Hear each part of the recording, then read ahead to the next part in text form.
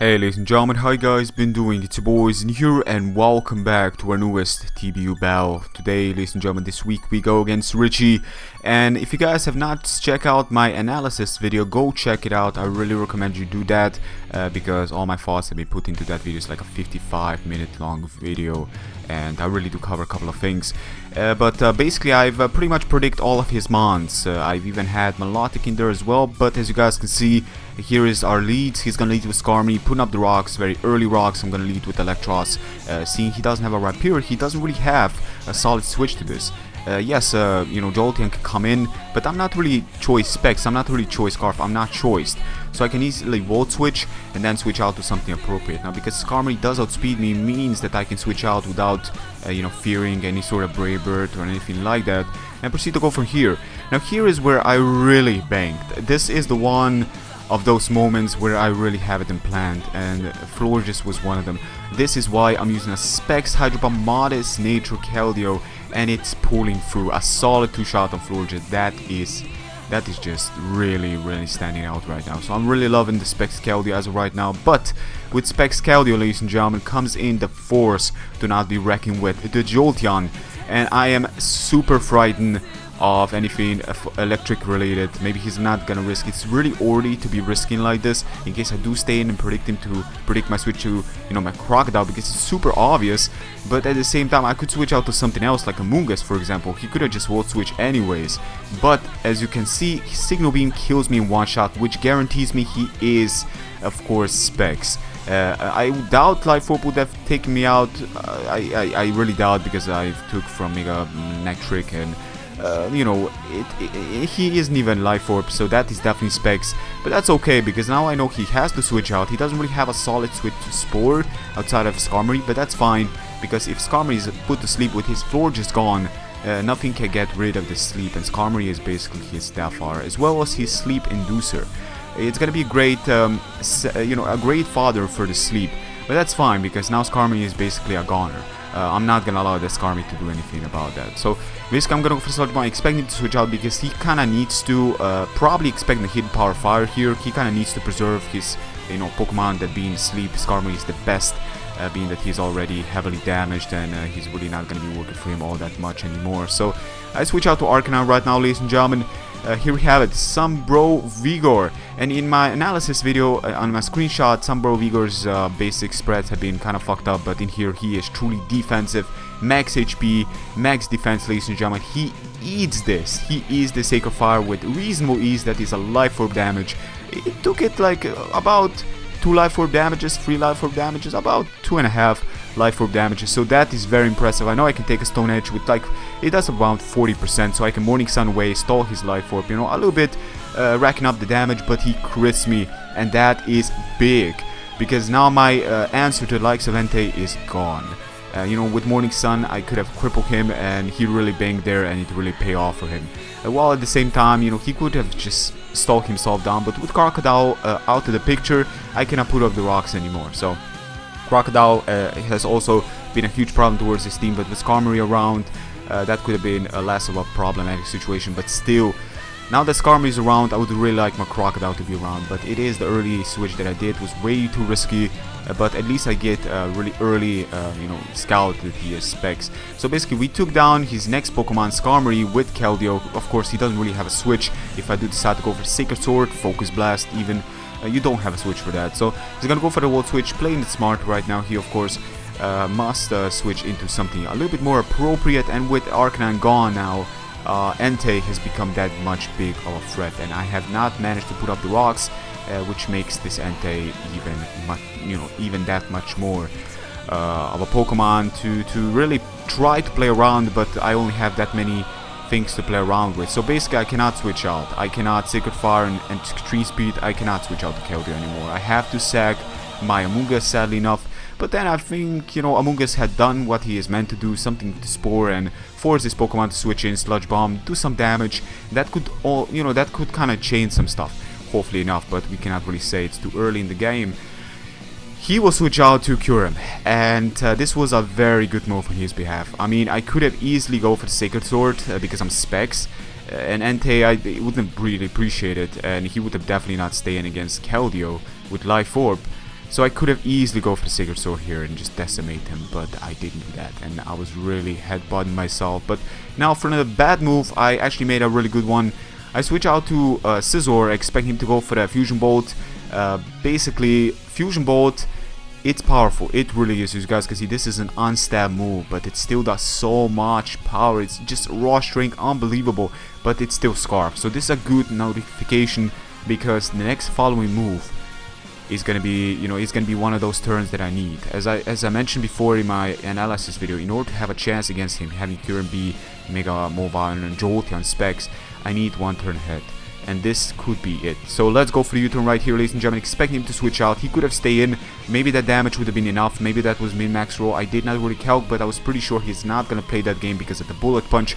He was expecting the Bullet Punch, and that is exactly what happens, ladies and gentlemen. I switch out to Electros. Assault Vest. Electros is going to eat this Specs Volt Switch reasonably well. I mean, it still does a lot of damage. I mean, I've been playing for so long that I can still, see when damage is real. Like lots of people say, that's pathetic damage when they do like 30%. No, that 30% is never pathetic damage. But this was not 30%, but it still does considerable amount. It really does, because I need to preserve it for Jolteon later on. So any damage is necessary.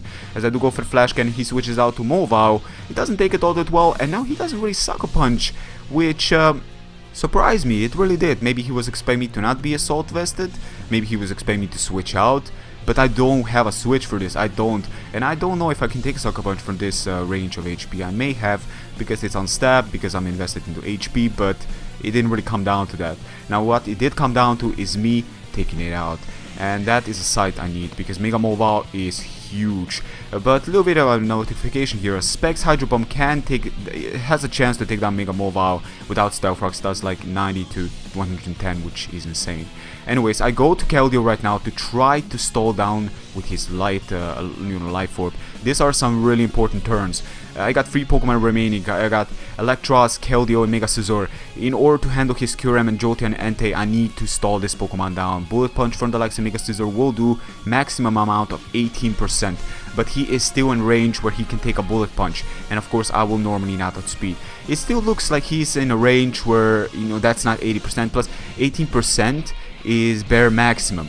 So I cannot play that game, especially if he's like semi-invested into HP. Who knows? I cannot seem to say right now because my team is slow. He could have easily been, but I'm not playing that game.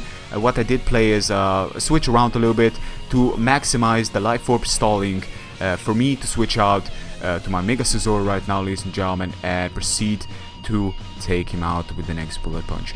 This extreme speed was questionable because if I've seen it coming, I could have easily, SD, but that would have been way too much. Plus, the only reason I would have SD is just in case he is HP invested into Kyurem. But remember that Scald back then was still a resisted move, and this could be it. This could be it if this does take him out. I'm adamant, I'm max, and he does take him out. Kyurem Black, the beast, has been taken down by the hands of Mega Scizor. Mega Scizor pulling through yet again. This is like the third time now. It is insane. Mega Scizor really pulling through. I used to, question Mega Scizor being a Pokemon that I picked, but now I got no regrets. Mega Scizor is an absolute monster. I am proud of you, Mega Scizor. Red Devil Cloyd, you've been working well, and Keldeo has been doing work. Arcanine has really unfortunate crit there with Stone Edge, but it is what happens. It is it's a high chance of a crit, and now how crits work, it's even higher chance of a crit. You guys know what I'm talking about. And yeah, that was the game, ladies and gentlemen. Thank you very much for watching. I would have actually used like Scope Lens Entei, thinking about that, just how a high chance of a crit with Stone Edge and then Scope Lens. Like imagine, the hacks with Sacred Fire and like chances of crit and just burning. It's insane. It's like a little bit of like a gimmicky idea for maybe for somebody to use, but yeah. That was the game, ladies and gentlemen. That was insane, Richie.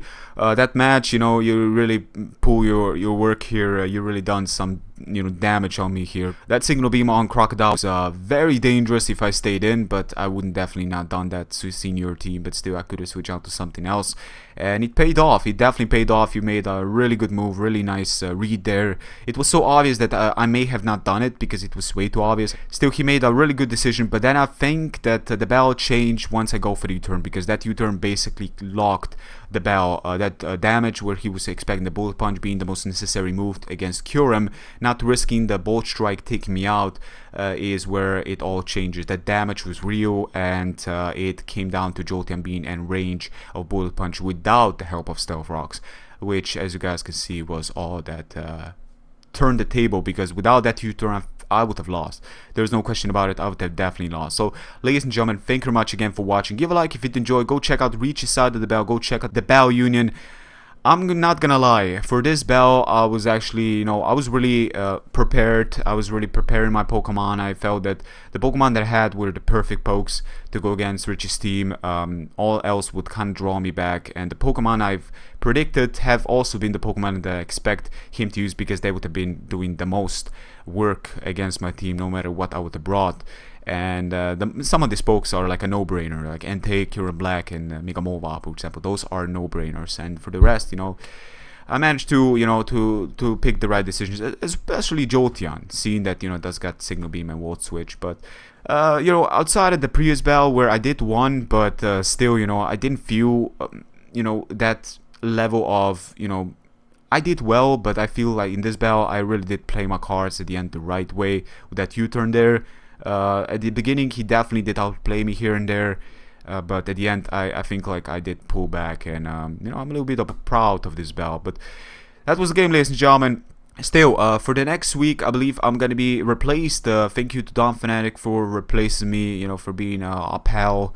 In this case, again, guys, for all you guys that don't know, I'm going to Belgium. This is gonna be my first time out of my country. I'm gonna go see my girlfriend, and there's gonna be plane, which is gonna be the first time me on a plane. It's gonna be exciting times, and I'm looking forward to it. But, ladies and gentlemen, thank you very much for watching, and until next time, take care, everybody. Peace.